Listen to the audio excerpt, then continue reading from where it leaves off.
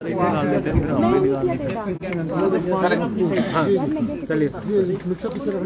Sir, सत्र की समाप्ति हुई है। पहला बजट सत्र था सरकार का। किस तरह से देखते हैं, किस तरह का सत्र रहा कुल मिलाकर? सरकार बनने के बाद नीचे रख थोड़ा सा। ये पहला बजट सत्र था और बजट सत्र के दौरान हालांकि ऑपोजिशन के लिए एक थोड़ी सी कठिनाई रहती है कि नई सरकार के खिलाफ मुद्दे कम हो, लेकिन अब की बार ऐसा नहीं था। और मैं इस बात को कह सकता हूं कि जो मुद्दे आमतौर पर 2 साल 3 साल के कार्यकाल के बाद सरकार के खिलाफ खड़े होते थे, वो मुद्दे अब की बार 3 महीने के कार्यकाल में विपक्ष के पास थे। और मैं सभी विपक्ष के माननीय विधायकों का धन्यवाद करना चाहूंगा कि सारे मुद्दे बहुत प्रभावी ढंग से सदन के अंदर उठाए गए। और जब सदन के अंदर ऐसी परिस्थिति बनी कि जब बात नहीं सुनी गई, मानी गई, तो सदन से वॉकआउट किया, सदन के बाहर भी अपनी बात रखी। और जो वर्तमान में, अब मुझे सरकार के बारे में ज्यादा टिप्पणी नहीं करनी, क्योंकि हम विधानसभा के अंदर इन दिनों में काफी बोले हैं, विधानसभा के बाहर बोले हैं। लेकिन मैं इतना जरूर कहना चाहूंगा, एक लोकतांत्रिक व्यवस्था के अनुरूप विपक्ष की जो भूमिका जो हमसे एक्सपेक्ट करती है पूरे जनता प्रदेश में, हमने उस पर खरा उतरने की कोशिश की है।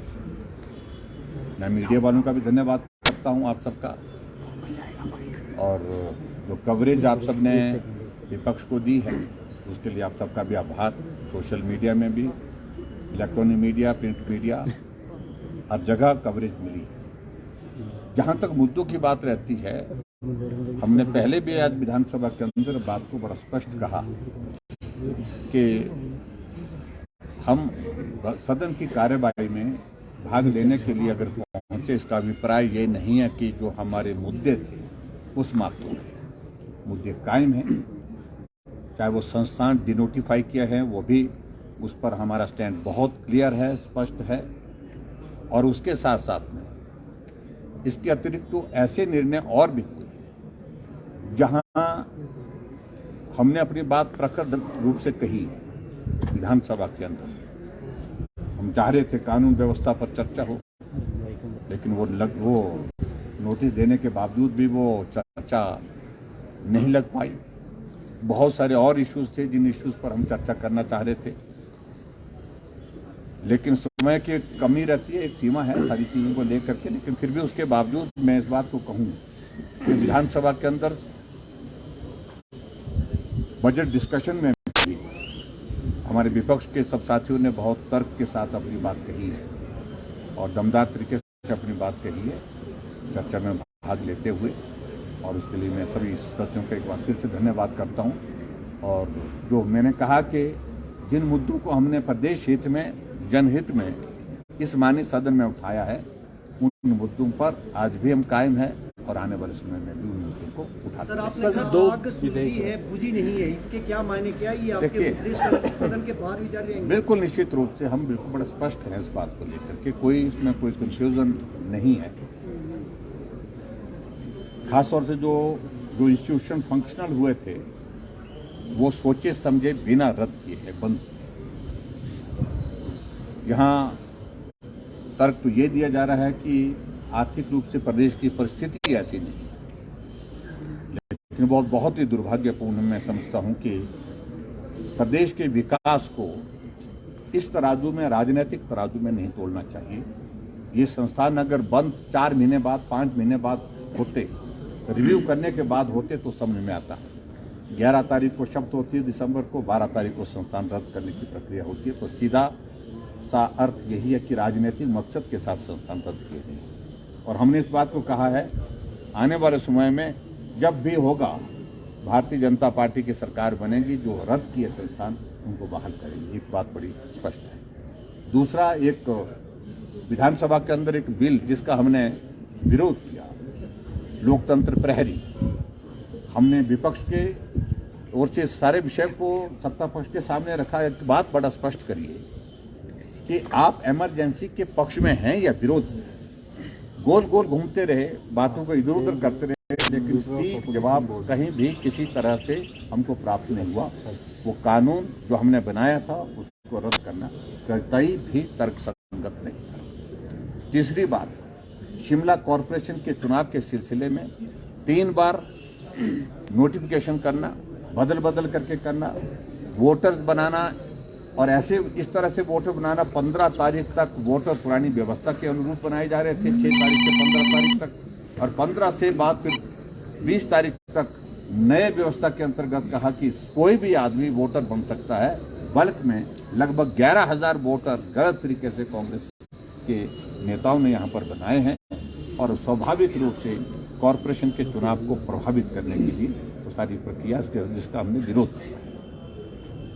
इसके अलावा और सारी चीजों को देख करके जो हमने मुद्दे उठाए हैं वो आपके ध्यान में है। उन्हें सर, जो विधेयक लाया गया था industrial and medicinal use of दीक्षा नीचे कर यार को लेकर एक कमेटी गठित नहीं इसके बाद देखिए, इस सारे पक्ष में इसमें दोनों चीजें, पक्ष में विपक्ष में मैं इस बात को कह सकता हूँ और इसको थोड़ा अध्ययन करने की आवश्यकता है, जल्दबाजी नहीं करनी चाहिए। क्या हम एक कंट्रोल्ड एटमॉस्फेयर में ये परमिशन अगर देते हैं तो उसको हम करने की स्थिति में हैं? कंट्रोल्ड एटमॉस्फेयर में तो हम एक्साइज की सारी चीजें जो है वो शराब जो है वो भी बनती हैं, वो भी तो एक तरह से होती है, लेकिन उसके बावजूद भी बहुत जगह हमने देखा कि उसके कारण परिणाम अच्छे नहीं है कई जगह। इसलिए दोनों पक्ष को उसको देखने की आवश्यकता, बहुत जल्दबाजी करने की आवश्यकता नहीं। सर, अंडरग्राउंड वाटर को लेकर जो अमेंडमेंट लाई गई थी, आप कह रहे थे कि सजा का प्रावधान उसमें जरूरी था क्योंकि एक मनोवैज्ञानिक जो है प्रेशर रहता है। देखिए, बात बड़ी सीधी सी बात है। उस अमेंडमेंट को मैं समझता हूँ बिल्कुल गैर जरूरी उसको लाया गया, कोई औचित्य नहीं था और हमने इस बात को विधानसभा के रिकॉर्ड पे लाया है कि सजा का प्रावधान समाप्त करने की वजह क्या है। आखिरकार वॉयलेशन कौन करते हैं? वॉयलेशन करने वाले लोग ज्यादातर वो है जो इंडस्ट्री सेक्टर में, जिनको परमिसिबल जो एक लिमिट दी गई है पानी की, उससे ज्यादा वो एक्सट्रैक्ट करने की कोशिश करते हैं और वही लोग बार बार हमको भी मिलते थे कि इस प्रावधान को समाप्त करिए। कारण उसकी वजह यह थी कि उनके दिमाग में साइकोलॉजिकल प्रेशर था कि अगर कहीं सजा हो गई तो बहुत मुश्किल होगा। यही आपको बता रहा हूं और उसी बात को लेकर के ये सारा विषय, मैं इंडस्ट्री के खिलाफ नहीं, इंडस्ट्री को तो हम सिंगल विंडो के माध्यम से जो परमिसिबल रिक्वायरमेंट उनकी है उसका प्रावधान करते हैं और चाहिए होता है उसके लिए परमिशन देने के प्रावधान उसमें है। जैसे मंत्री जी, उप मुख्यमंत्री जी ने कहा इस बात को कि विदिन 60 डेज जो है वो परमिशन देनी पड़ेगी। वो सारे प्रोविजन होने के बावजूद उस सजा को हटाने की वजह क्या है? सिर्फ एक ही बात थी उस पर, क्योंकि एक साइकोलॉजिकल इम्पैक्ट जो है उनके दिमाग में जो पड़ा होता था, जिसके कारण वॉयलेशन में उनको करने में जो थोड़ी कठिनाई आती थी, उस कारण से लाया गया, मेरा कहना है। और सर, सेशन में मुख्यमंत्री कह रहे थे कि आप अपने स्वभाव के विपरीत काम करते हैं। और मैं मेरा स्वभाव बहुत अच्छा है, अब कहीं को पसंद है कहीं को नहीं है।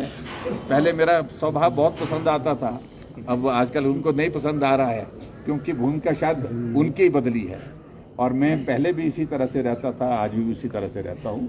लेकिन मैं इतना जरूर कहना चाहता हूँ कि हमने अपने स्वभाव से विपरीत नहीं है, जो जिम्मेवारी है उस जिम्मेवारी का एहसास है, उस जिम्मेवारी को निभाना मेरा दायित्व है। Thank you. नगर निगम शिमला चुनावों को लेकर हमने देखा कि सरकार तो पूरी मोर्चे पर उतर गई है चुनावों को लेकर, आपकी किस तरह की तैयारी है? सरकार जिस चुनाव से इतनी डरी हुई है कि उनको मालूम नहीं पड़ रहा है कि वो क्या कर रहे हैं, उल्टा सीधा बहुत सारी चीजें कर रहे हैं, मामले कोर्ट में भी है और इसलिए हास्य का विषय बना है। लेकिन फिलहाल मैं उसमें कुछ नहीं कहना चाहता हूं। चुनाव में हम भी जाएंगे, दम के साथ जाएंगे, मुकाबला करेंगे।